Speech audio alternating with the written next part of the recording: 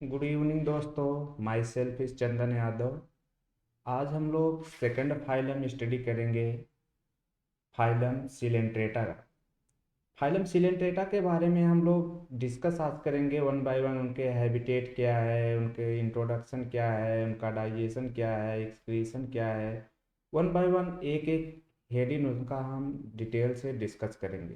दोस्तों, सबसे पहले हम लोग देखते हैं कि इसका फाइलम सिलेंट्रेटा नाम क्यों पड़ा।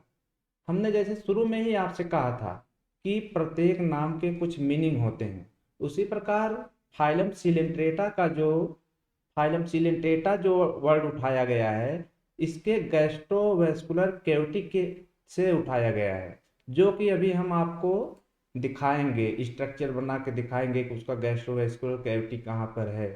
उसके नाम से लिया गया है। इसको हम एक दूसरे नाम से भी जानते हैं, फाइलम निडेरिया के नाम से भी हम लोग जानते हैं इसे। फाइलम निडेरिया, फाइलम निडेरिया इसके नीडोब्लास्ट कह सकते हैं या नीडोसिस्ट कह सकते हैं, या इसके स्टिंगिंग सेल से लिया गया है। एक प्रकार का इसका स्पेशल सेल है जो इसको डिफेंस में प्रोवाइड करता है या प्रे को कैप्चर करने में इसको प्रोटेक्शन प्रोवाइड करता है। तो उस सेल से इसका नाम लिया गया है। उसके भी बारे में हम लोग डिटेल से देखेंगे वन बाय वन।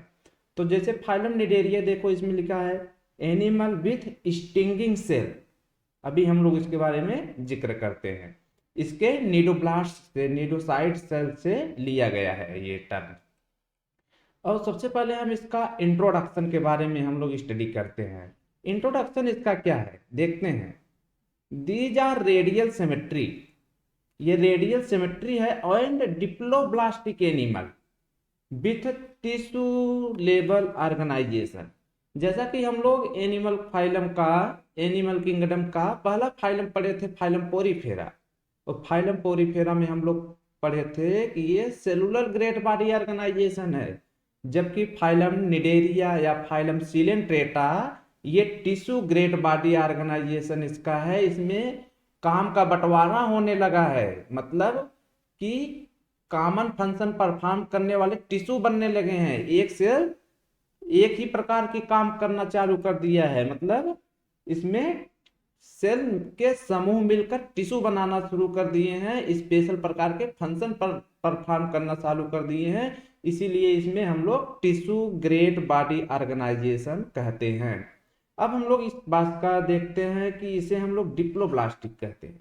डिप्लोब्लास्टिक भी हम लोग जिक्र किए थे फाइलम पोरीफेरा में, कि डिप्लोब्लास्टिक में क्या होता है कि जो किस जर्म लेयर से किस चीज का फॉर्मेशन हुआ है इसके, उसके बेस पे बोला जाता है कि डिप्लोब्लास्टिक है डिप्लोब्लास्टिक। मतलब इसमें कौन कौन से जर्म लेयर की उत्पत्ति हुई है, उसके बेस पे बोला जाता है डिप्लोब्लास्टिक है कि डिप्लोब्लास्टिक है। यदि देखो, ये तो हो गया इंडोडर्म। सबसे पहले जो लेयर बनता है इसमें वो इंडोडर्म बनता है, और इसके बाद बनता है इक्टोडर्म, इसके बाद बनता है इक्टोडर्म, और थर्ड थर्ड नंबर पे बनता है मीजोडर्म। लेकिन इसमें जो डिप्लोब्लास्टिक एनिमल होते हैं, डिप्लोब्लास्टिक एनिमल में ये थर्ड लेयर मीजोडर्म नहीं बन पाता है। इसके जगह पे ऐसे चिपचिपे फ्लूइड भरे रहते हैं, इसे हम लोग मीजोग्लिया बोल सकते हैं। इसे हम लोग मीजोग्लिया बोल सकते हैं। इसके इक्टोडर्म एंड इंडोडर्म दो लेयर के बेस पे हम लोग इसको बोलते हैं डिप्लोब्लास्टिक एनिमल। चलो इसके बारे में और देखते हैं कि इसका नाम निडेरिया किससे लिया गया है।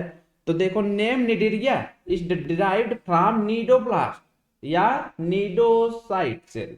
जैसे इसमें एक प्रकार की स्पेशल प्रकार की टिश्यू होती है, जिसे स्टिंगिंग सेल्स हमने बताया था, उसे नीडोब्लास्ट कर दो, नीडोसिस्ट कर दो। उसका फंक्शन होता है कि इसको प्रोटेक्शन प्रोवाइड करना। तो देखो इसमें लिखा है विच कंटेनिंग द स्टिंगिंग कैप्सूल, जिसे हम लोग क्या कह सकते हैं, निमेटोसाइट। ये जो होता है on the tentacles and the body, इनके बॉडी में टेंटिकल्स ये पाए जाते हैं नीडोब्लास्ट नीडोसाइट के, जो इनको प्रोटेक्शन प्रोवाइड करते हैं। एंकरिंग, किसी जगह चिपकना है, इसे होल्ड रखना है अपने आप को, तो उसमें ये सहायता प्रोवाइड करते हैं। इसके बाद हम लोग देखेंगे नीडोब्लास्ट का यूज क्या है। देखो हमने आपको बताया ना एंकरिंग में, देखो इसमें लिखा है एंकरिंग में, इसके डिफेंस में एंड कैप्चर ऑफ प्रे, अपने शिकार को करने में ये यूज करता है। किसका? नीडोब्लास्ट, या उसे हम क्या कह सकते हैं नीडोसाइट, या उसे और क्या कह सकते हैं स्टिंगिंग सेल्स के नाम से भी हम लोग जानते हैं। इसके बाद इसका हम लोग देखते हैं हैबिटेट क्या है। इसके हैबिटेट के बारे में देखा जाए यदि, तो हमने कहा कि ये, इसमें दो शक नहीं है कि ये एक्वाटिक ही होगा, क्योंकि ये सेकंड फाइलम है, मतलब एनिमल का सेकंड फाइलम है, ये एक्वाटिक ही होगा। मैंने शुरू में ही आपको बताया था कि 4 फाइलम ऐसे हैं जो जनरली एक्वाटिक ही पाए जाते हैं, वो उनके टेरेस्ट्रियल पे कोई मेंबर नहीं पाया जाता। कौन कौन से? Phylum Porifera, Coelenterata, Ctenophora and Echinodermata के मेंबर। लेकिन हमने उसमें यह भी बताया था कि फाइलम पोरीफेरा और सिलेंट्रेटा के मेंबर मेनली तो समुद्र में पाए जाते हैं, मेराइन तो होते ही हैं, लेकिन उनके कुछ मेंबर जो होते हैं वो फ्रेश वाटर भी होते हैं। लेकिन फाइलम टीनोफोरा और इकाइनोडर्मेटा के मेंबर वो केवल मेराइन वाटर में ही पाए जाते हैं, फ्रेश वाटर में उनके कोई मेंबर नहीं पाए जाते हैं। चलो इनके बॉडी के बारे में देखें, हैबिटेट के बारे में, सॉरी हैबिटेट के बारे में देखें तो दीज आर एक्वाटिक, ये जल में ही होते हैं लेकिन मोस्टली मेराइन होते हैं। और इनकी बॉडी को देखा जाए तो कोई कुछ बॉडी ऐसी होती हैं जो सेसाइल होती हैं, लोकोमोशन नहीं करते हैं, किसी पत्थर पत्थर से चिपके रहते हैं। लेकिन कुछ जो होते हैं वो फ्रीली स्विमेबल, मतलब स्विमिंग करते हैं। कुछ इसके मेंबर होते हैं जो फ्रीली स्विमिंग करते हैं। इसके बाद हम लोग इसके बॉडी के बारे में बात करेंगे डिटेल से, इनकी बॉडी कैसी है। तो देखते हैं इनकी बॉडी कैसी है। तो देखो, they have central gastrovascular cavity, इसी के नाम पे तो लिया गया है फाइलम सिलेंट्रेटा, सिलेंट्रॉन मतलब कैविटी, कैविटी के बेस पे इसके बोला गया है फाइलम सिलेंट्रेटा। चलो हम कुछ एक इमेज बना के आपको दिखाते हैं।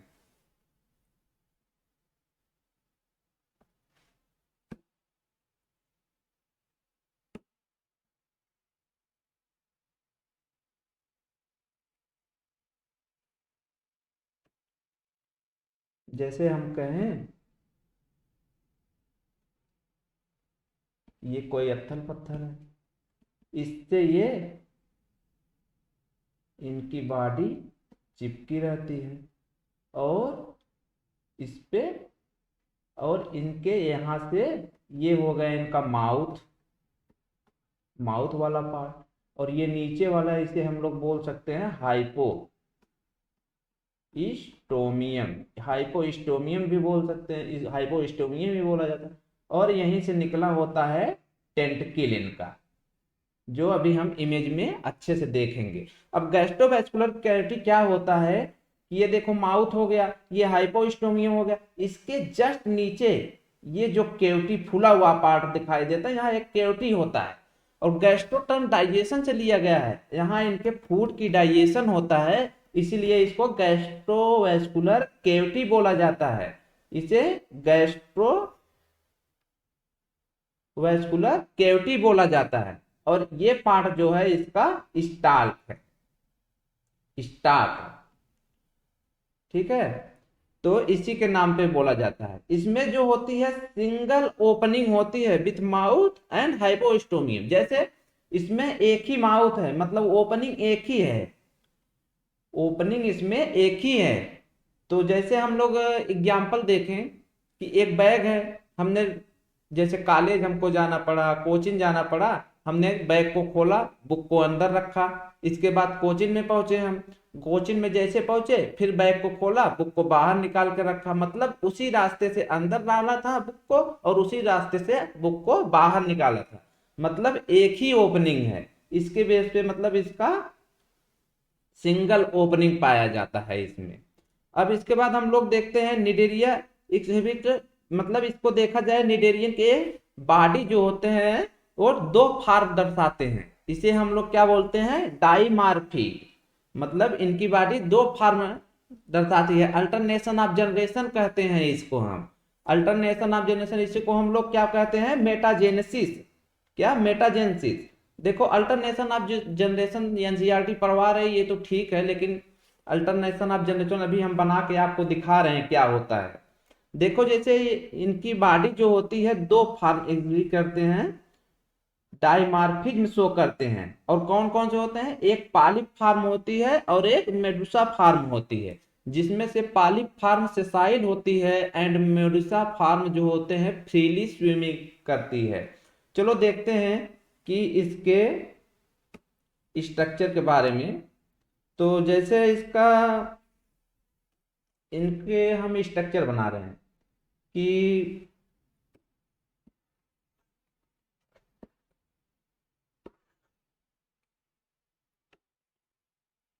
देखो डाइमॉर्फिज्म क्या होता है इसको समझो ध्यान से।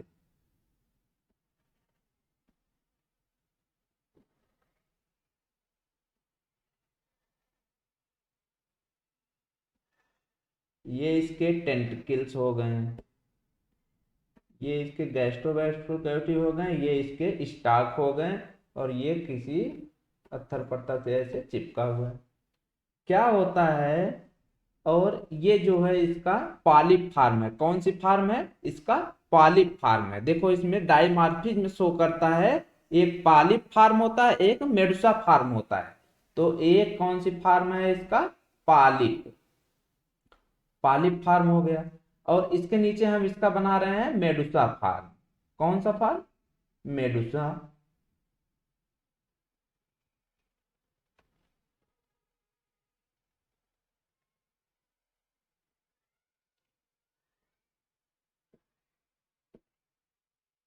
ऐसे होती है मेडुसा।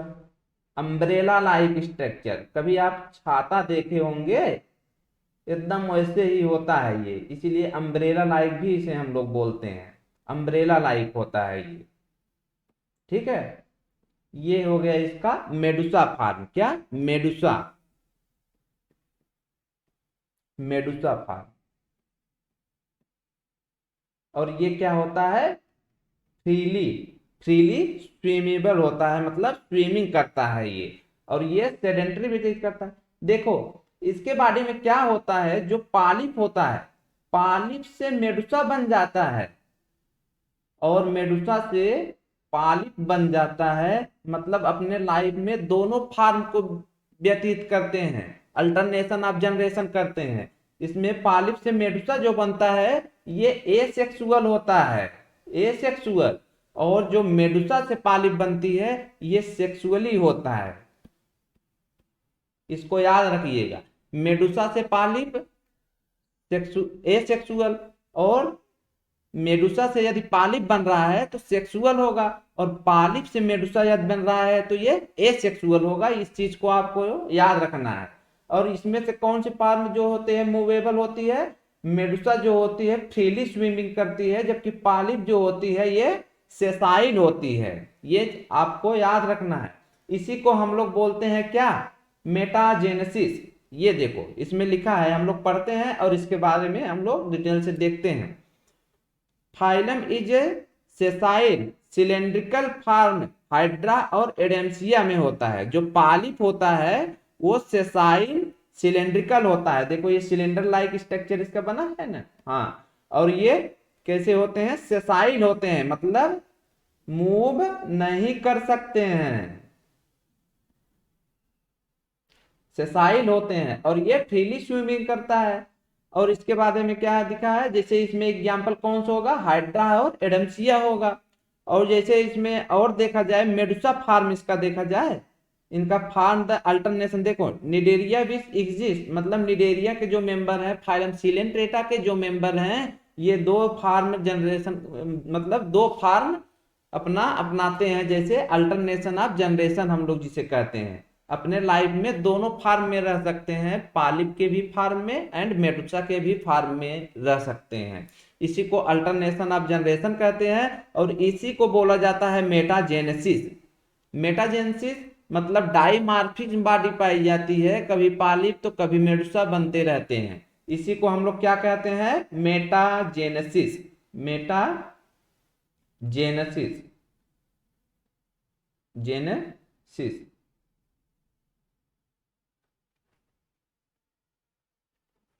इसी को हम लोग बोलते हैं मेटाजेनेसिस।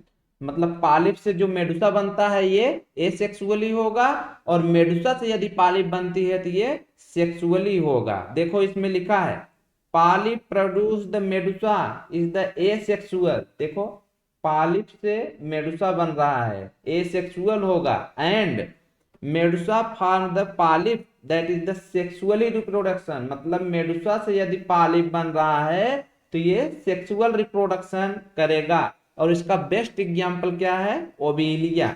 ओबेलिया इसका बेस्ट एग्जाम्पल है। चलो हम लोग इसका थोड़ा से और आगे देखते हैं डिटेल से इनके बॉडी के बारे में। इनकी बॉडी को यदि हम लॉन्गिट्यूडिनल काटें, लॉन्गिट्यूडिनल कट करें, तो तब देखते हैं इसमें क्या क्या दिखता है। देखो इसके बॉडी के बारे में पहले ऐसे देख लो, नॉमेनक्लेचर कहाँ कौन सी पार्ट पाई जाती है इसकी। देखो ये मैंने वो आपको वहां फिगर बना के दिखा रहा था, ये देखो फूला हुआ पार्ट है, इसी को बोला था ना मैं गैस्ट्रो कैविटी, गैस्ट्रोवैस्कुलर कैविटी इसी को कहते हैं। और ये देखो ये जो निकले हुए हैं ये हैं इसके टेंटिकल्स, ये जो निकले हुए हैं ये इसके हैं टेंटिकल्स। और ये देखो ये जो पार्ट है ये माउथ है, और माउथ के जो नीचे वाला थोड़ा सा पार्ट होता है इसे हम लोग बोलते हैं हाइपोस्टोमियम। ठीक है, इसके बारे में हम लोग देखते हैं। और इसकी बॉडी जो नीचे जो पतला वाला पार्ट होता है उसे हम लोग स्टार्क बोलते हैं, स्टार्क। और जो नीचे जिस चीज से चिपका होता है किसी सबस्ट्रेटम से उसे हम पेडल डिस्क बोलते हैं। क्या, पेडल डिस्क। ठीक है, देखो जब इसके बॉडी को हम लोग कट करके देखते हैं, तो जब इनके बॉडी को हम लोग कट करके देखेंगे तो इसमें जैसे मैंने शुरू में ही बताया कि फाइलम सिलेंट्रेटा की मतलब डिप्लोब्लास्टिक होती है कि डिप्लोब्लास्टिक। डिप्लोब्लास्टिक मैंने स्ट्रक्चर बना के दिखाया था कि एक एंडोडर्म होता है और एक इक्टोडर्म होता है, इसके बीच में कुछ सबस्टेंट होते हैं जो सबस्ट्रेटम का काम करते हैं, सीमेंट के जैसा काम करते हैं, दोनों मेम्ब्रेन को होल्ड रखने में सहायता प्रदान करते हैं। तो जैसे हम लोग देखेंगे इसका ये हो गया एंडोडर्म और ये हो गया इसका इक्टोडर्म। इनके बीच में जो सबस्टेंस बना है मीजोग्लिया बोल सकते हैं, ये कनेक्टिंग में काम करता है, दोनों को होल्ड रखने में काम करता है। अब दोनों लेयर में इसमें इक्टोडर्म से किस किस सेल का उत्पत्ति हुई है, इंडोडर्म से किस किस सेल का उत्पत्ति हुआ है, इसके बारे में हम लोग देखेंगे। चलो हम लोग इसका अभी थोड़ा से हम आपको दिखाते हैं इसका कौन कौन सा लेयर है, उसमें कौन कौन से सेल पाए जाते हैं, इसके बाद फिर मैं इमेज दिखा दूंगा आपको। देखो हाइड्रा की जो बॉडी होती है उसको हम लोग तीन पार्ट में डिवाइड कर लेते हैं। एक को हम लोग बोलते हैं इपीडर्मिस जो इक्टोडर्म से उत्पत्ति हुई है जिसकी, एक तो बोलते हैं गैस्ट्रोडर्मिस जो अंदर वाले लेयर से उत्पत्ति हुई है, इसे हम लोग बोलेंगे इपीडर्मिस, और इसे बोलेंगे हम लोग इंडोडर्मिस मतलब गैस्ट्रोडर्मिस बोलेंगे। और इसके बीच में जो ये चिपचिपा फ्लूइड है इसे हम लोग बोलेंगे मीजोडर्मिस। क्या, इसे हम लोग बोलेंगे मीजोडर्मिस। ठीक है, देख लो ये जो वाला जो इक्टोडर्म जो इसकी ईपी मतलब इक्टोडर्म है, इक्टोडर्म की ओरिजिन हुई मतलब बाहरी लेयर से, और अंदर वाली लेयर से इसकी उत्पत्ति हुई गैस्ट्रोडर्मी से, गैस्ट्रोडर्म की उत्पत्ति हुई। और ये जो बीच में चिपचिपा फ्लूइड है इसे हम लोग मीजोग्लिया कह सकते हैं, या मीजोडर्मिस से इसका फॉर्मेशन हुआ है। ये क्या करता है मेजोडर्मिस, इसके बारे में थोड़ा सा हम दिखा देते हैं। ज्यादा जिक्र एनसीईआरटी में नहीं, लेकिन आपको जानना बहुत जरूरी है कि इसमें किस सेल का कौन सा फंक्शन है, आप जानेंगे तो आपके लिए ही सही रहेगा। जैसे देखो इसके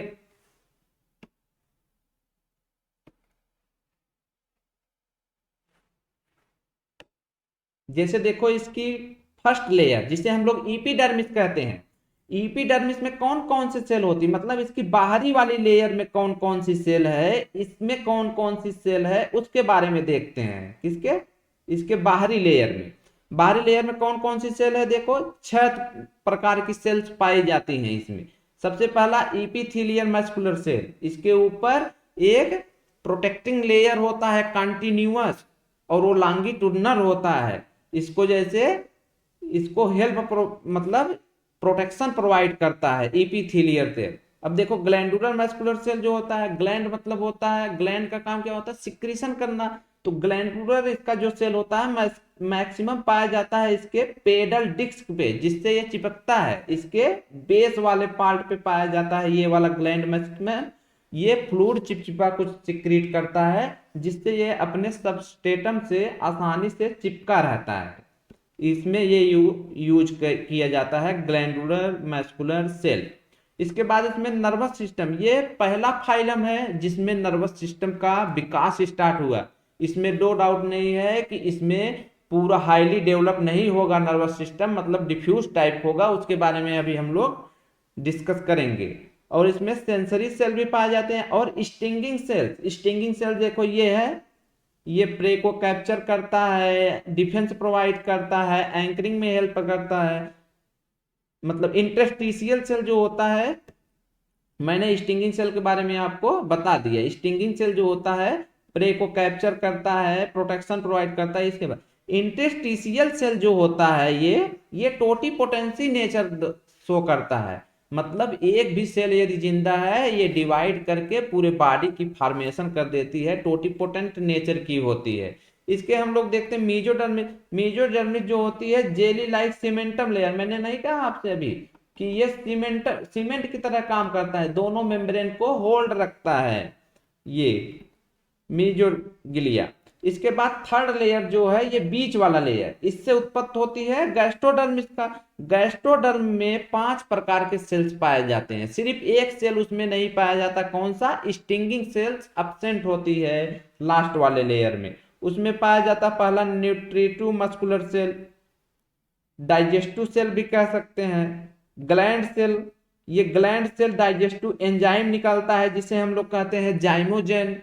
ये अभी हम आपको दिखाते हैं, यही सेल है जो एंजाइम निकालती है, और इसमें बाहर इस गैस्ट्रोवेस्कुलर कैविटी में ही एंजाइम निकाल देती है, डाइजेशन एक्स्ट्रा सेलुलर ही चालू हो जाता है। तो अभी हम इसके बारे में आपको बताएंगे। इसमें भी नर्वस सिस्टम पाया जाता है, सेंसरी सेल भी रहता है इसमें, इंटरस्टिशियल सेल इसमें भी रहता है जो टोटीपोटेंटी नेचर होता है, डिवाइड करके पूरी होल बॉडी बनाने की क्षमता होती है, इसमें भी पाया जाता है। अगला हम लोग इसका देखते हैं सबसे पहले डाइजेशन। और डाइजेशन में इसके हम लोग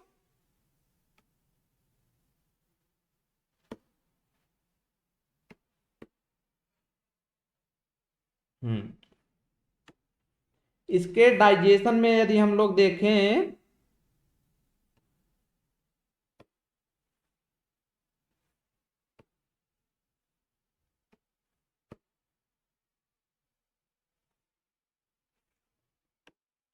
यदि इसके डाइजेशन में हम लोग देखें तो डाइजेशन मोस्ट निडेरियंस जो होते हैं वो कार्निवोरस होते हैं।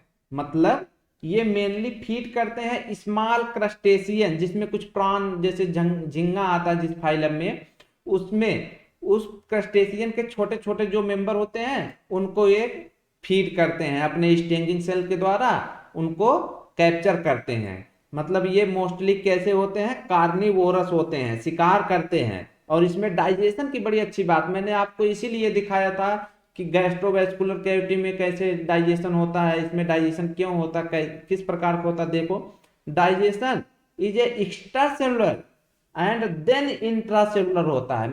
मतलब पहले एक्स्ट्रा सेलुलर डाइजेशन होता है और तब जाके इंट्रासेलुलर इसमें डाइजेशन होता है। देखो जैसे हम एक बना के आपको दिखाते हैं, जैसे ये है हाइड्रा,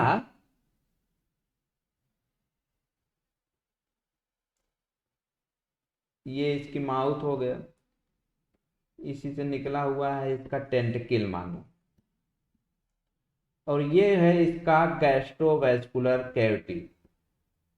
ये वाला पार्ट इसका गैस्ट्रोवेस्कुलर कैविटी है। जैसे ही फूड पार्टिकल इसके अंदर आएगा, यहां पर मैंने आपसे अभी कहा कि यहां पर एक सेल पाया जाती है और वो सेल क्या निकालती है, जाइमोजेन।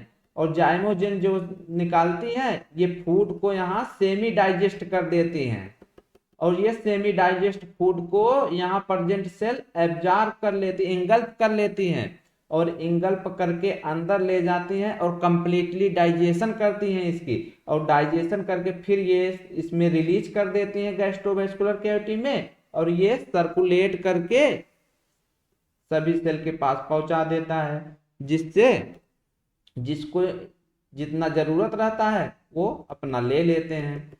इसमें पहला डाइजेशन जो है एक्स्ट्रा सेलुलर मतलब गैस्ट्रोवेस्कुलर कैविटी में ही होने लग रहा है। इसके बाद जो सेकेंड डाइजेशन है वो सेल के अंदर ले जाके कंप्लीटली डाइजेस्ट कर रहा है, इसके बाद ये निकालता है फिर कैविटी में, तब जाके जिसको जितना जरूरत रहता है अपने न्यूट्रिएंट को वो ले लेते हैं। इसी प्रकार है, देखो digestion is a extra cellular मतलब गैस्ट्रोवेस्कुलर कैविटी में होता है, एंड इंट्रा सेलुलर, तब जाके सेकेंड डाइजेशन जो होता है इंटर मतलब फर्स्ट डाइजेशन जो होता है extra cellular and then intra cellular होता है इसमें गैस्ट्रोडर्मिस सेल्स के द्वारा।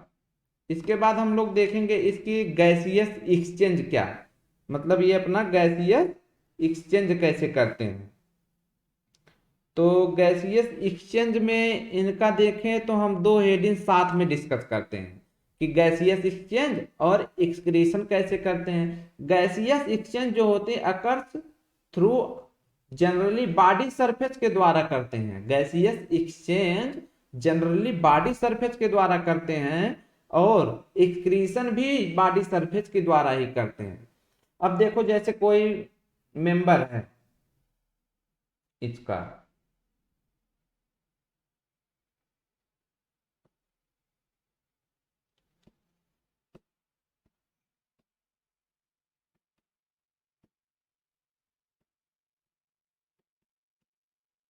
तो ये तो नहीं इसमें शक है कि ये जल में ही होंगे, क्योंकि इनके सभी मेंबर एक्वाटिक ही होते हैं, तो जल में होंगे आसानी से। अब भाई जल में तो ऑक्सीजन भी है, ये ऑक्सीजन इनके कैविटी में भी आ रहा होगा और सेल के संपर्क में भी है, जिस सेल को आवश्यकता पड़ेगी ऑक्सीजन को वो ऑक्सीजन अंदर लेंगी और बने हुए CO2 को बाहर निकाल देंगी।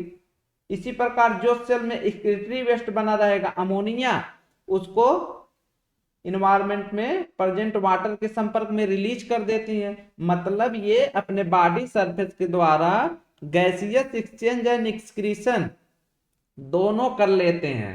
और मेनली देखो इनको वाटर की कमी तो है नहीं, और अमोनिया को रिलीज करने के लिए बहुत ज्यादा वाटर की आवश्यकता पड़ती है, इसलिए ये अमोनोटिलिक होते हैं।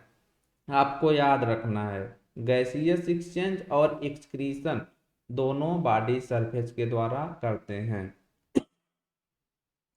इसके बाद इसका हम लोग लोकोमोशन देखते हैं।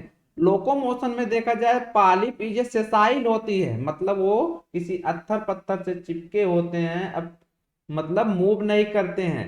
एंड मेडुसा जो फार्म होती है इसकी वो स्विमिंग करती है। अब मेडुसा मैंने बना के दिखाया था अभी आपको, अम्ब्रेला लाइक स्ट्रक्चर होता है मेडुसा का, ये यही होता है मेडुसा, और ये छतरी जैसा है, और ये फ्रीली स्विमिंग करता रहता है। ये मतलब ये जो पॉलिप फार्म है ये सेडेंटरी लाइफ व्यतीत करता है, और जो मेडुसा फार्म है ये स्विमिंग करती रहती है। इनके स्केलेटन के बारे में देखा जाए, सम ऑफ निडेरियंस जैसे कोरल्स, कोरल्स का स्केलेटन कंपोजिशन जो होता है वो कैल्शियम कार्बोनेट का बना होता है, आपको याद रखना है। सम मेंबर इसके होते हैं जैसे। और देखा जाए नर्वस सिस्टम के बारे में यदि इसके डिस्कस किया जाए तो नर्वस सिस्टम इसका बहुत प्रिमिटिव टाइप्स के होते हैं, मतलब नर्वस सिस्टम बहुत प्रिमिटिव होते हैं, अति विकसित होते हैं। इसमें गवर्न पावर नहीं होते हमारे जैसे ब्रेन बन जाए, इसमें डिफ्यूज टाइप होते हैं, पूरे बॉडी में नर्वस सिस्टम फैले होते हैं, और इसमें एक सेंट्रलाइज नर्वस सिस्टम नहीं पाया जाता। जिस प्रकार हम लोग का ब्रेन है इस प्रकार का कोई इसमें ब्रेन का निर्माण नहीं हुआ है। मतलब इसमें पहला फाइलम है कि इसमें नर्वस सिस्टम का डेवलपमेंट होना शुरू हुआ है, तो इसमें नहीं शक है हम लोग को कि इतना ज्यादा डेवलप हो जाएगा।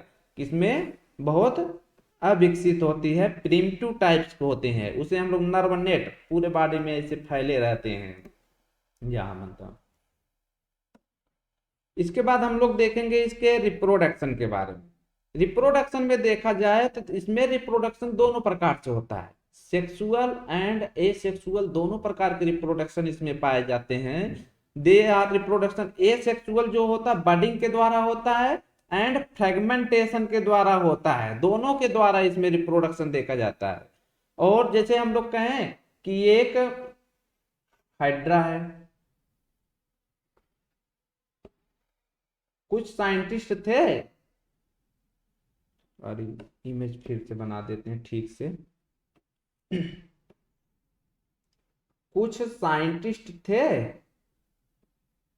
वो क्या किए, इसको बीच से ऐसे चीड़ा लगा, फिर इसका स्ट्रक्चर कैसे बदल गया, देखो अब इसी में हम बना दे रहे हैं। क्या हुआ, जैसे ये चीड़ा लगाए बीच से, इसकी स्ट्रक्चर दो फार्म में हो गए, फिर इसमें लगा दिए, इसमें भी लगा दिए, ऐसे ऐसे करके मतलब कई पार्ट में इसकी 5 फन जैसा स्ट्रक्चर बना के देखे थे। इसीलिए इसको पानी का सांप भी बोला जाता है, बहुत लोग कहते हैं पानी का सांप है, तो नहीं, इसके मतलब ये फ्रेगमेंटेशन के कारण है, इसको काट दो कहीं से तो ये एक से आसानी से दो बन जाते हैं आसानी से। इसीलिए इसमें रिप्रोडक्शन बडिंग एंड फ्रेगमेंटेशन दोनों के द्वारा होता है। इसके बाद हम लोग देखेंगे इसमें सेक्सुअल रिप्रोडक्शन के बारे में।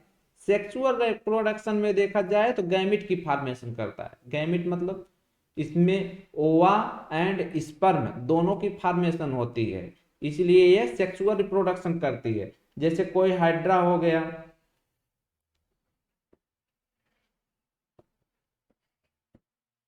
ये सबस्टेशन से चिपका है कहीं, और इसके बॉडी में क्या होता है, इपिडर्मिस में ऐसे इंटरस्टिशियल सेल का मास बनने लगता है, और मास बन के एक ऐसे स्ट्रक्चर बना लेता है, और ये यहाँ पर ऐसे होल्ड होता है, और एक ओव्यूल का फॉर्मेशन कर देता है, ये ओवा इसमें फंसे रहते हैं। दूसरा क्या मैंने इनकी बॉडी जो होता है यूनिसेक्सुअल एंड बाइसेक्सुअल दोनों हो सकते हैं, मतलब एक में भी हो सकता है और अलग अलग भी हो सकता है, तो मैं अलग अलग ही बता रहा हूं। ये ओवा बन गया। दूसरा बॉडी जो है वो क्या करता है,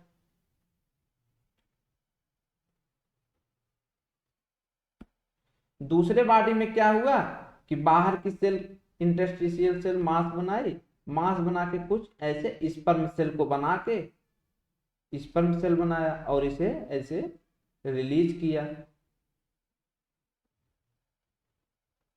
ये आके मानो फर्टिलाइजेशन कर लिया।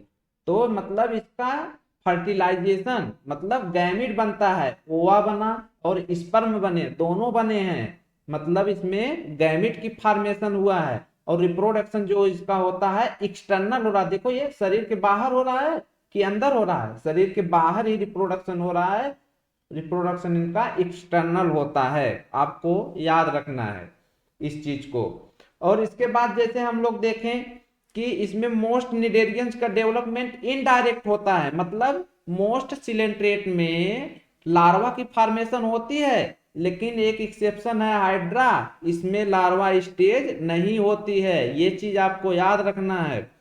अब इसके हम कुछ एग्जाम्पल देखते हैं, और एग्जाम्पल इसके दूसरे नाम से भी जाने जाते हैं, आपको इसमें याद रखना है। जैसे हाइड्रा हो गया, ओबेलिया हो गया, फैसियोला हो गया। फैसियोला को हम लोग क्या कहते हैं, पुर्तगेज मैन ऑफ वार भी कहते हैं, इस नाम से बहुत क्वेश्चन आया है, इसको याद रखना है। फैसियोला को हम लोग पुर्तगेज मैन ऑफ वार भी कहते हैं। अरेलिया को जैसे हम लोग क्या कह सकते हैं, जेली फिश कह सकते हैं। सी एनिमल्स जैसे एडेम्सिया, मेट्रिडियम, और जैसे कोरेल लाइक, जैसे इसमें देखो इसके नाम से बहुत क्वेश्चन पूछा गया है।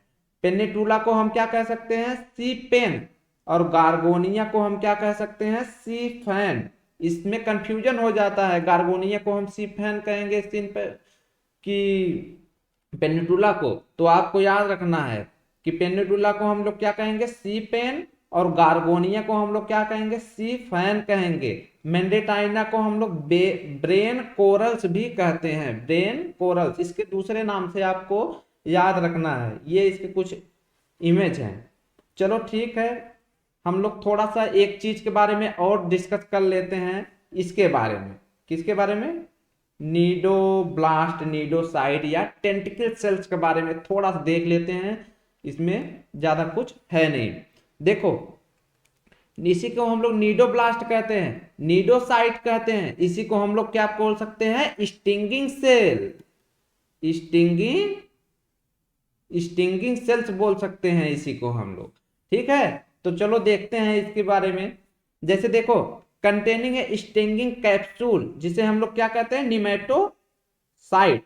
देखो ये जो एक कैप्सूल ये दिखाई दे रहा है, इसको हम लोग बोलेंगे निमेटोसाइट।